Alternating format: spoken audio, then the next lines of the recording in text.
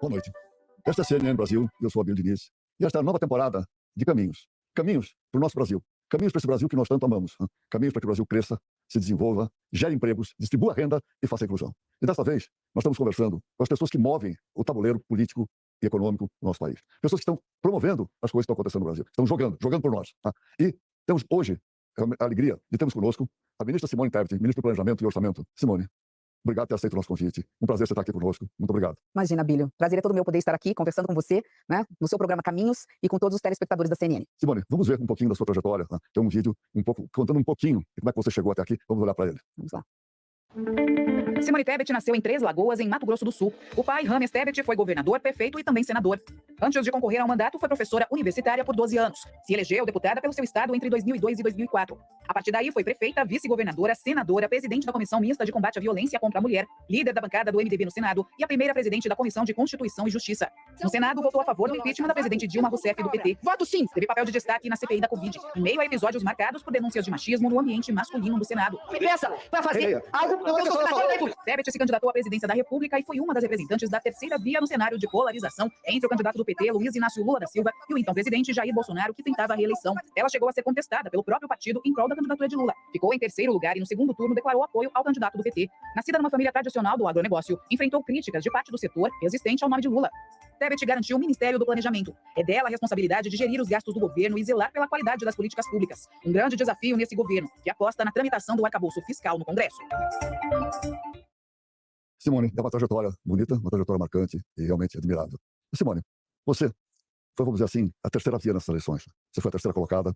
Você representou durante muito tempo a aspiração de muitas pessoas, daqueles que votaram em você. E aí, passado o primeiro turno, você apoiou o presidente Lula, hoje presidente Lula.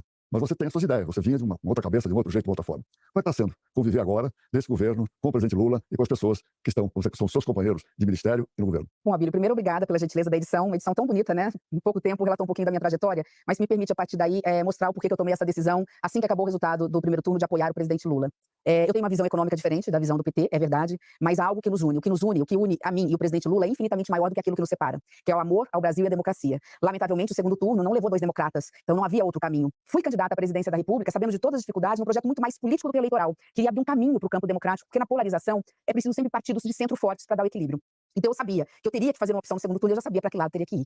Isso tudo para dizer que quando o presidente Lula me fez o convite para o Ministério do Planejamento e Orçamento, eu levei o maior susto. Ele me colocou num envelope e falou: vai lá pro Natal descansar com a sua família e a hora que você estiver descansada, você me dá a resposta. E eu olhei e falei: presidente, o senhor está me chamando para planejar o futuro do Brasil que nós queremos nos próximos 4 anos, alguém que tem uma visão econômica um pouco diferente da visão, né, do PT, e ele não me deu resposta, né, como quem diz, eu sei o que estou fazendo. Então é um desafio?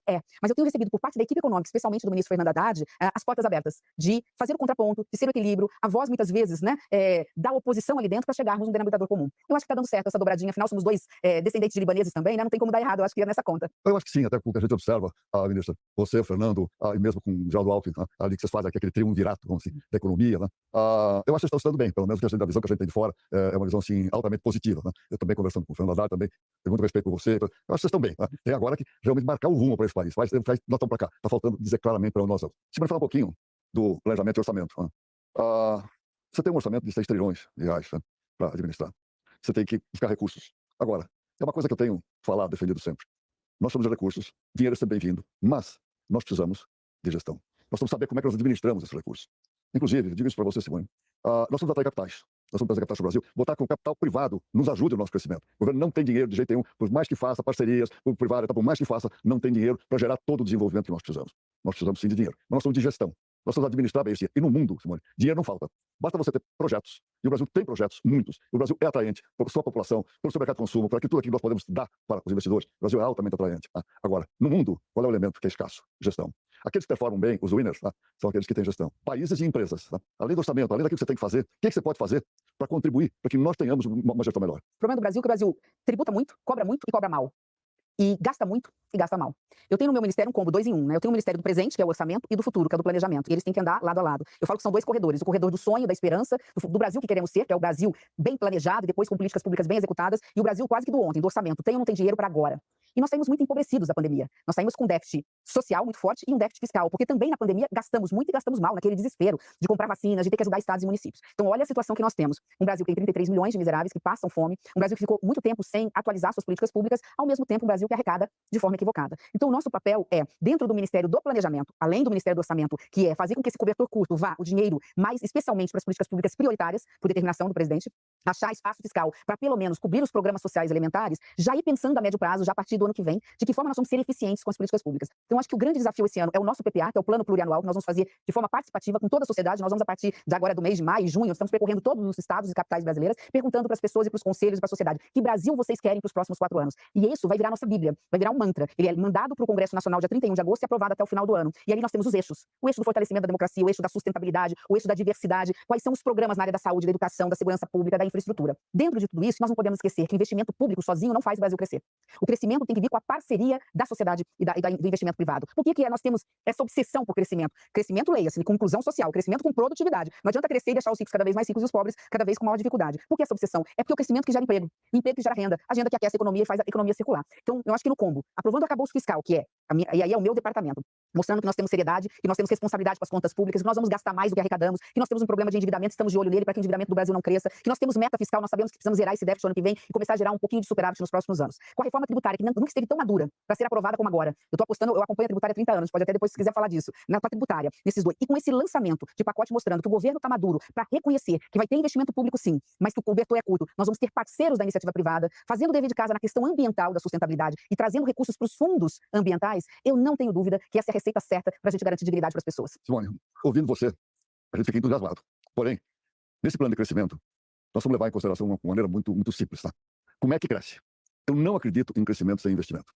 O governo se põe a parceria, vão lançar um novo PAC, ótimo, tá? Eu acho isso muito bom. Mas nós somos de investimento maciço e de longo prazo. Eu tenho dito isso, tá? Já mesmo antes, tá, de começar esse novo governo. No ano passado nós tivemos quase 20% de investimento sobre o PIB. Foi uma taxa bastante boa para o momento de eleição, transição do governo, foi uma taxa muito boa. Praticamente todo ele puxado pela iniciativa privada. Tá? Eu tenho dito já há bastante tempo, eu gostaria de ter uma taxa de investimento de 25%. Aí você começa a ter realmente um crescimento sustentável. Nós temos capital privado. Agora, tem capital privado o que você quiser no mundo. Tá? Eu falei isso, pode faltar gestão, mas tem capital privado. O que o investidor precisa? Nós somos de segurança. Segurança política e segurança jurídica. Tá? Tendo isso, nós vamos ter investimento. O que o governo está fazendo nesse sentido? Tá? O que você, Fernando, Geraldo Alckmin, o que nós podemos fazer para dar mais segurança? Política não podemos dar. O governo Lula firme, ali no manche, qualquer coisa, não podemos dar segurança política. Como é que podemos dar mais segurança jurídica? Acho que o primeiro passo nós demos quando entregamos o arcabouço fiscal e mostrando que nós sabemos que temos que controlar os gastos públicos, nós não podemos endividar o Brasil, porque isso interfere na taxa de juros, e com taxa de juros de 13,75, mesmo tendo dinheiro, e os investidores brasileiros amando o Brasil, eles sabem que eles não podem buscar crédito com 13,75 porque eles vão quebrar. Então o arcabouço fiscal vem para mostrar que nós vamos controlar os gastos, que nós vamos estabilizar a curva do crescimento da dívida em relação à PIB ao médio prazo, nós vamos zerar o déficit e que, portanto, isso é o primeiro passo para o Copom já na próxima, por exemplo, reunião pós a aprovação do arcabouço já ter condições de taxar juros. Então é criar um ambiente de negócios no Brasil que permita, primeiro, que haja crédito, mas crédito barato para os investidores, para aqueles, pelo menos, que não têm o capital para buscar. Além disso, criar segurança jurídica e previsibilidade, acho que essa palavra é muito importante. E aí nós podemos ajudar no nosso ministério, tanto os investidores privados e mesmo nos ministérios saberem que a nossa orçamentação, nosso orçamento, ele é anual, mas ele tem projeção de ter começo, meio e fim nos próximos 4 anos. Eu não vou iniciar uma obra pública, uma política pública e não ter dinheiro para o ano que vem. Então é isso, o arcabouço fiscal, a reforma tributária, para também diminuir a carga tributária das indústrias, que são as que mais geram emprego de qualidade, porque tem a melhor renda, o melhor salário, para que as indústrias sejam competitivas com os produtos que vêm de fora. Essa reforma tributária é importante, essa questão do orçamento muito bem equilibrado e garantir que temos regras claras. Eu estou numa expectativa de que até 31 de dezembro deste ano nós temos a reforma tributária, porque eu acho assim, ou é agora nós aprovamos a reforma tributária, ou nós não aprovamos nos próximos 10 anos. Simone, nós vamos falar de reforma tributária, vamos falar também de taxa de juros, né, aqui. Mas agora sobre o arcabouço fiscal. Você sabe o respeito e a admiração que eu tenho por você, mas eu gostaria de ter a sua convicção em relação ao arcabouço fiscal, tá? A sua tranquilidade. Os economistas estão projetando, com esse arcabouço fiscal do jeito que está, não vamos zerar o déficit primário, né, só depois de 2030, 30 e pouco, lá para frente. Eu sou economista, eu não sou terrorista, eu não gosto de ficar fazendo projeções assim tão ruins. Mas eu tenho dúvidas, é evidente que eu tenho dúvidas. Tá? Tenho dúvidas, enfim, se vamos conseguir as receitas suplementares que nós precisamos, tá? As fontes de receita, tá? Não são muitas. Tá? Nós temos várias coisas para serem feitas, que inclusive o governo tem anunciado, principalmente o Fernando tem anunciado, que são difíceis de fazer. Tá? Nós vamos remexer nas renúncias fiscais, tá? Nos benefícios. Tá? Não é fácil mexer. Tá? Outros governos já tentaram fazer, tá? E não é fácil. Então, é uma das fontes para você trazer mais receita. Além do que, me parece que o corte de despesa não está delineado de uma maneira suficiente. Tá? Então não é que eu não tenho confiança no arcabouço, eu estou querendo ver como é que sai isso, como é que ele está dando agora. Eu queria ter a confiança que você está tendo, tá, no novo arcabouço fiscal, como é que ele pode nos levar para frente. Eu agradeço a sua colocação, que me permite fazer até um esclarecimento em relação ao arcabouço. O arcabouço, ele vem com dois grandes objetivos: controlar gastos e impedir o crescimento da dívida em relação ao PIB. Como nós sabemos, isso interfere negativamente nos indicadores macroeconômicos, na taxa de juros, inflação e tudo mais. Então ele tem esse objetivo. Nós fizemos uma opção. Como corte de gastos, ele só vem a médio prazo, porque não é fácil cortar gastos públicos num país tão empobrecido, nós optamos um arcabouço rigoroso no controle de gastos e optamos em conjunto, né, que bom que temos um ministro da Fazenda corajoso, de jogar essa batata quente no colo da Receita, ou seja, no colo do Ministério da Fazenda. Ele bateu no peito e falou: traz para mim, que é, né, ele que formulou o arcabouço, falou assim: eu dou conta do recado. Em que sentido? Ele sabe que um Brasil empobrecido nós não temos como cortar gastos agora, porque as nossas despesas discricionárias do orçamento só são de 6%. O resto tá tudo carimbado, tá indexado, não tem como mexer, aqui tem que ir para educação, aqui tem que ir para saúde, aqui tem que ir para previdência, para folha de pagamento e tal, só tem 6%. Então nós temos que mexer com a qualidade do gasto, que é um processo de médio prazo. Será a partir desse ano, vai levar os 4 anos. Então, pelo lado da Receita, como essa fórmula mágica de aumentar a receita sem aumentar imposto, se aumentar a receita sem aumentar a alíquota, aí nós temos que buscar o dinheiro que foi desonerado, ou no processo eleitoral, ou muito antes disso. Alguns, você disse, é dificílimo, não é fácil mexer com os gastos tributários, com as renúncias fiscais, mas nós temos uma emenda constitucional que nos dá prazo para reduzir pela metade esses benefícios fiscais em 8 anos. Nós hoje temos 400 bi de renúncia fiscal, 4% do PIB, nós temos que reduzir para 2%, nós temos que tirar 200 bi dessa conta nos próximos anos. Vou dar só um exemplo que eu acho assim, por que eu sou otimista. Quando nós aprovamos a PEC da transição, nós abrimos um espaço fiscal e autorizamos o governo fechar esse ano com um déficit de 2% do PIB, ou seja, 230 bi negativo. Nós vamos fechar esse ano, de acordo com o relatório da SOF, do nosso ministério, com menos da metade disso. Ou seja, ao invés de fecharmos um ano com déficit de 230 bi, nós temos uma projeção de ficarmos com algo em torno de 100 bi negativo ou menos. Ou seja, vamos reduzir a metade do déficit. Se nós vamos reduzir a metade do déficit esse ano, temos a expectativa de que o ano que vem, sim, a gente consegue zerar esse déficit. O incremento da receita, sem aumentar imposto, pelo menos o ano que vem, buscando essas reonerações que foram dadas no passado, indo atrás de sonegação. E a partir de 2025, aí é que vem o meu entusiasmo, mas de novo, nós dependemos do arcabouço a médio prazo para ter sucesso e não virar um novo teto de gasto. Nós dependemos da reforma tributária para começar a produzir efeitos a partir de 2025. Então, em 2024, nós nos garantimos, mas nós precisamos de 2025 da reforma tributária, porque tem um número que eu não sei se é otimista, aí eu não sei mesmo, eu estou vendendo o peixe como eu comprei, né, mas eu acredito muito no instituto que fez essa pesquisa, que mostra que a reforma tributária tem a capacidade de dobrar o PIB do Brasil. O crescimento médio no Brasil, vamos colocar nos últimos 30 anos, que não chegou a 1%, sozinha a tributária tem a capacidade de, em 15 anos, fazer o Brasil crescer 20%, ou seja, 1,2% ao ano, ou seja, dobra o crescimento do PIB. E quando a gente fala de crescer, nós estamos falando de emprego, de renda, de inclusão, né? Simone, você conhece um pouco a minha opinião, até porque eu tenho externado ela de forma pública. Eu estou colocando muita esperança, muita expectativa nessa reforma tributária, quer dizer, nós vamos falar já sobre ela, mas eu não sei se eu compartilho tanto do seu otimismo, mas eu estou torcendo por você. Que bom. Eu estou torcendo para que você esteja certo, para que esse arcabouço fiscal seja aquilo que nós precisamos e que seja uma ferramenta. Nós precisamos tranquilizar o mercado. Nós precisamos trazer dinheiro, nós precisamos de investimentos, tá? Que ele seja uma ferramenta para o desenvolvimento. Eu vou falar de um outro tema importante também que você falou, da relação com o Banco Central. Você já se declarou que você é favorável ao Banco Central independente. Como é que você sente, tá, esses ataques ao Banco Central, não por parte apenas do presidente, mas por parte... Nós temos gente da iniciativa privada. Nós tivemos, quando houve o conselhão, nós tivemos, inclusive, empresários falando sobre a taxa de juros. Tá? O que você acha desses ataques ao Banco Central? É a maneira, quer dizer, melhor para nós nos relacionarmos? Tá bom. Primeiro, quando fala em números, em taxa, eu tenho convicção que as decisões do Banco Central são técnicas. E, óbvio, que em relação à discussão técnica, até porque eu acredito na autonomia, eu não me envolvo. Eu não falo de números. Eu falo apenas da forma. Primeiro, lembrar que, embora autônomo, né, o Banco Central faz parte da administração pública. Então, os seus comunicados e suas atas são atos políticos. E eles têm que, por serem atos políticos, né, estar sempre antenados e trabalhar com o Brasil real. Né, ter uma visão ampla do Brasil. E, sim, portanto, eu falo que tanto a ata quanto o comunicado são documentos políticos. E eles têm que, portanto, trazer não só a análise técnica, mas trazer o Brasil para dentro das suas decisões. Então, quando a gente fala lá atrás, quando nós temos de 2% de taxa de juros para 13,75%, o cenário era um cenário de instabilidade institucional. Você se lembra, o ano passado, discussão se as urnas eram seguras, se a eleição foi fraudada, não foi fraudada. Nós estamos vendo esse filme se desenrolar agora na justiça. Criou uma instabilidade. 8 de janeiro não foi pouca coisa, né? Foi uma tentativa ali de golpe. Isso tudo cria um ambiente negativo para a economia. Isso impacta na taxa de juros e, consequentemente, você tem que aumentar a taxa de juros para combater a inflação. A única discussão que eu faço política desse processo, respeitando a análise técnica, é se nós não temos mais a instabilidade institucional, se nós não temos mais a instabilidade política, porque os 3 poderes são harmônicos, embora com todo o direito numa democracia de termos oposição. Se nós estamos diante de um arcabouço quase que aprovado pelo Congresso Nacional, o relator já está fazendo esses ajustes, né? Nós estamos tendo aí os sinais positivos que teremos uma votação muito expressiva favorável ao arcabouço, que é o fiscal que impacta a taxa de juros. Então, se nós estamos fazendo o dever de casa, o que nós esperamos do Banco Central, numa análise aí da parte política, é que as atas, os comunicados, venham já sinalizando que o ambiente político interfere positivamente no ambiente da economia. Então, dentro desse processo é que eu acho que estava faltando esse ajuste fino. Mas não está faltando ajuste fino em relação à nossa relação com o presidente do Banco Central. Minha, do ministro Haddad e do Roberto Campos. A nossa relação é muito boa. Nós conversamos, almoçamos uma vez por mês e conversamos semanalmente pelo WhatsApp.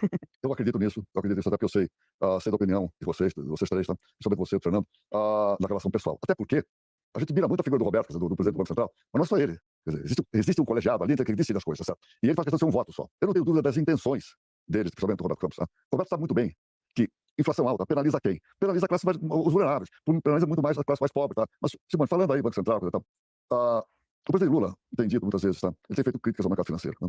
E eu até já tive a ocasião de dizer isso para ele, quer dizer, essa relação no mercado financeiro é uma relação que dificulta um pouco, tá? E faz parte da tal insegurança política e jurídica, tá certo? Que tá esse ataque. Como é que você vê isso do teu lado? Eu vejo assim um presidente muito preocupado, especialmente aconteceram nos 2 primeiros meses, um presidente que assumiu o poder e de repente teve, né, assim, de imediato que ver de forma real, né, o Brasil, como o Brasil estava dividido com o dia 8 de janeiro. Então, diante desse cenário e de uma ansiedade compreensível de poder, primeiro, né, acabar com, ou pelo menos tentar diminuir todos os retrocessos civilizatórios que nós tivemos no passado. Decretos na área ambiental, que foram extremamente, que comprometeram, inclusive, a imagem do Brasil no mundo, na área armamentista, na pauta de direitos humanos e também na área econômica. Então, eu vejo um presidente mais ansioso para poder resolver de forma mais imediata os problemas. Aí vem o mercado, vem os investidores, de forma correta, a meu ver, né, vem os economistas e falam, olha, cuidado com o gasto público, nós temos que controlar gastos públicos. E aí vem o impasse, né, de um presidente que tem experiência e sabe, ele tanto sabe da importância do compromisso fiscal, da responsabilidade fiscal, que ele colocou alguém que é mais fiscalista exatamente para tomar conta desse cofre, ou seja, desse orçamento. Então a gente tem que separar um pouco o discurso político do presidente, como presidente da República, que tem que falar para a população brasileira até de uma forma mais simplificada, daquilo que efetivamente ele sabe que pode ou que não pode. Eu acredito assim, o presidente tem respeito por todos os setores produtivos do Brasil. Eu acho que sim, ministra Simone. Eu sei, o presidente Lula sempre foi um pragmático. Ele sabe disso. O que é que tem determinados momentos em que nós temos que dar segurança. Eu persigo sempre a meta de mais investimento. Tá? Eu persigo sempre a meta de mais crescimento. Precisa, como você falou, é o crescimento com distribuição de renda, não adianta crescimento sem distribuição de renda, sem ter inclusão social e principalmente sem geração de emprego. Nós vamos gerar emprego. Simone, eu gostaria de ver esse país ir para uma taxa de desemprego ao nível dos Estados Unidos, ou 3%. Vamos falar um tema aqui que você abordou, e nós ainda não exploramos. Reforma tributária. Você disse que 30 anos que você acompanha a reforma tributária, você devia ser criancinha lá para começar a acompanhar a reforma tributária. Vamos lá. Aliás, eu acompanho há mais tempo. Me lembro quando eu estava na faculdade no Rio de Janeiro, eu entrei com 16 anos, aos 17 anos, nós começamos a discutir em 88 a Constituinte, 87. Eu tinha 17 anos em 87. E ali eu vi pela primeira vez a palavra livre, eu não sabia nem do que se tratava. Eu estava estudando direito constitucional, acompanhando a Constituinte e começou a se discutir a reforma tributária. Por que eu sou otimista agora e não era no passado, tá, Bílio? Acho que nós temos duas grandes dificuldades em relação à reforma tributária. Uma está um pouco mais tranquila. A reforma tributária vai tributar no consumo. Então, os estados que produzem, como o meu Mato Grosso do Sul, Mato Grosso do Sul, estados do Norte e do Nordeste, que consomem, num primeiro momento, terão grandes perdas de arrecadação. Então, essa conta não fecha. Enquanto tiver estado perdendo a arrecadação, no Senado não passa a reforma tributária. E nunca ninguém teve a capacidade de falar, não, nós vamos fazer o seguinte, nos 20 anos após a aprovação da reforma tributária, vai ter um fundo constitucional patrocinado pelos estados que estão ganhando, ou seja, ninguém ganha, ninguém perde pelos próximos anos nesse pacto federativo. Então, o primeiro obstáculo, o grande obstáculo da reforma tributária, ele é superado. O segundo problema é que, como ele não tem aumento da carga tributária e ele precisa garantir competitividade para o setor empresarial, que hoje, proporcionalmente, é o que mais paga impostos do Brasil, nós teríamos, no primeiro momento, um aumento da carga tributária no setor de serviços. E aí começa o problema. Como é que o setor de serviços apoia uma reforma tributária? Qual que é a saída para isso? A saída também está em pegar aqueles setores realmente que estão mais na ponta final e, portanto, não têm direito a crédito, que esses setores possam ter uma alíquota diferenciada. É o caso, por exemplo, não estou dizendo que é o Senado que vai decidir, a Câmara que vão decidir, mas já estão discutindo nesse sentido. É o caso, por exemplo, do setor de educação, de saúde, ou mesmo às vezes de transporte. Esses setores têm que ter aí um tratamento diferenciado, porque senão eles teriam uma alíquota maior. Então, dentro desse cenário, se o Congresso conseguir resolver esses dois imbróglios, e eles estão avançando nesse sentido, eu acredito sim na responsabilidade. Só tem uma bala de prata para fazer o Brasil voltar a crescer e ter o investimento, que é a reforma tributária. Eu participei das discussões da Constituição de 88. Não na elaboração, mas junto com o Brás Pereira, com o Mário Covas, o saudoso Mário Covas, nas discussões daquilo que estava sendo elaborado. Lá mesmo a gente já sabia que tinha problemas naquela Constituição que precisam ser resolvidos depois. Tá? A gente não resolveu ainda. Tá? Então, a reforma tributária agora é o primeiro passo para a gente começar a resolver esse problema. Qual é o meu receio? Você sabe qual é a minha opinião. Que, de repente, a gente diga, vamos fazer, no final do dia, vamos fazer a reforma possível. Aí eu vejo a complicação. Aí mora o perigo. Ou, vamos fazer ela fatiada por partes. Não faz. Você faz a primeira, se fizer, e depois não faz mais. Tá certo? Então, é preciso agora que todos nós da sociedade podemos dar força para vocês que estão no governo. Tem que ir em frente. Tem que passar essa reforma tributária, porque ela será benéfica. Eu falo isso para todo mundo. Isso que a tua indústria, nada disso, isso foi o nosso sistema tributário. Não há dúvida nenhuma sobre isso. Nós temos que recuperar a nossa possibilidade. A reforma tributária vai, sem dúvida, trazer. Ministra Simone, vamos agora fazer um breve intervalo. Depois nós continuamos falando de mais coisas, inclusive falando do agro, que é uma coisa que nós não falamos até agora, você conhece profundamente bem. Então, vamos falar depois um pouquinho disso. Vamos agora fazer um intervalo.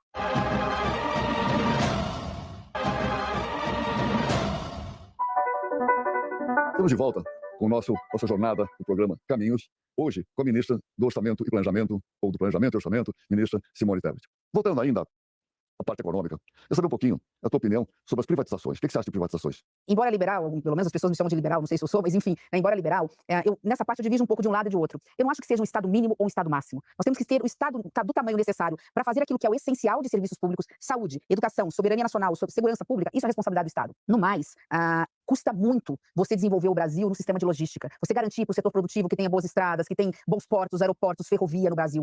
Colocar dinheiro público nisso me dói um pouco. Porque nós não temos nem expertise, nem dinheiro suficiente. Eu estou lá, eu estou mexendo com o orçamento, eu puxo cobertor de um lado para ajudar a educação, do outro lado para ajudar o meio ambiente. E fico, olha, tem que achar espaço fiscal para o Ministério da Igualdade Racial, para o Ministério da Mulher. Então, assim, nós estamos no sufoco dia a dia. Imagina você jogar bilhões naquilo que nós temos parceiros na iniciativa privada para fazer, que tem experiência e expertise. Então, o regramento, a legislação tem que ser simplificada, tem que garantir segurança jurídica, previsibilidade, prazos longos e tem que, a meu ver, entregar para a iniciativa privada toda essa parte de logística no Brasil. Nós já fizemos alguns casos aeroportos e portos, mas, por exemplo, ferrovia. Nós temos uma malha ferroviária, Bíblia, você sabe melhor do que eu, menor que a da Argentina, que tem um território muito menor que o do Brasil. Nós já estamos há 4 ou 5 décadas, 40 ou 50 anos atrasado. Nós sabemos que é um transporte mais barato, mais seguro, menos poluente, escoar a produção lá do norte de Mato Grosso para chegar aqui em São Paulo. Os teus estados ali para trazer. Não vamos. Então, nós temos que ter uma política aí, está vindo aí esse novo pacto com o novo nome, de parceria público-privada, mas também de concessões, de permissões. Então, assim, nessa questão sou 880. Eu acho que aquilo que é bem feito e o Estado está fazendo bem feito e tem o custo-benefício, pode continuar. Mas aquilo que o Estado não tem experiência, no caso a União, ou está colocando muito recurso, que está faltando para educação, para zerar a fila de exames, cirurgias e consultas do SUS, que está faltando para salvar vidas, construir casas populares para quem ganha até 2 salários mínimos, por que colocar dinheiro público? Nós temos que entender o investidor privado e estrangeiro ou nacional como grandes parceiros e aliados. A única coisa que nós temos que cobrar